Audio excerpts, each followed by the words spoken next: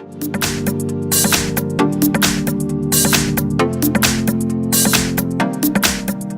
I have PANASONIC Eluga A4 and let me show you how to reset app preferences on the following device. So at the very beginning, let's start by using the home screen. Let's use here apps icon. Here let's find and select settings, scroll down and tap here apps under device.